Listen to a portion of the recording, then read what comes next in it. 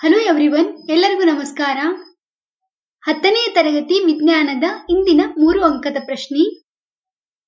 ಸಸ್ಯಗಳಲ್ಲಿ ದ್ಯುತಿಸಂಶ್ಲೇಷಣೆಯಲ್ಲಿ ಜರುಗುವ ಘಟನೆಗಳನ್ನು ತಿಳಿಸಿ.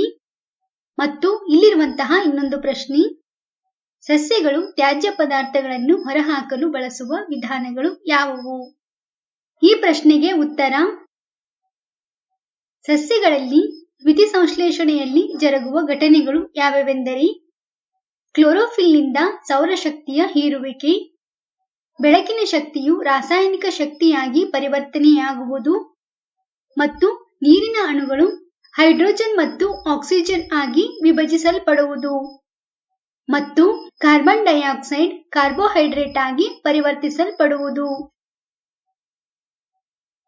ಸಸ್ಯಗಳು ತ್ಯಾಜ್ಯ ಪದಾರ್ಥಗಳನ್ನು ಹೊರಹಾಕಲು ಬಳಸುವ ವಿಧಾನಗಳು ಯಾವೆಂದರೆ ಅಧಿಕ ನೀರನ್ನು ಬಾಷ್ಪ ವಿಸರ್ಜನೆಯಿಂದ ಹೊರಹಾಕುತ್ತವೆ, ಆಕ್ಸಿಜನ್ ಮತ್ತು ಕಾರ್ಬನ್ ಡೈಆಕ್ಸೈಡ್ ಅನಿಲಗಳು ಪತ್ರರಂಧ್ರಗಳಿಂದ ಹೊರಹಾಕಲ್ಪಡುತ್ತವೆ, ರಸಧಾನಿಗಳಲ್ಲಿಯ ತ್ಯಾಜ್ಯಗಳು ಮತ್ತು ಸತ್ತ ಜೀವಕೋಶಗಳು ಎಲೆಗಳು ಮತ್ತು ತೊಗಟೆಯನ್ನು ಉದುರಿಸಿಕೊಳ್ಳುತ್ತವೆ ಮತ್ತು ಸಸ್ಯಗಳು ತಮ್ಮ ಸುತ್ತಮುತ್ತಲಿನ ಮಣ್ಣಿನಲ್ಲಿ ಕೂಡ ಕೆಲವು ತ್ಯಾಜ್ಯ ವಸ್ತುಗಳನ್ನು ವಿಸರ್ಜಿಸುತ್ತವೆ.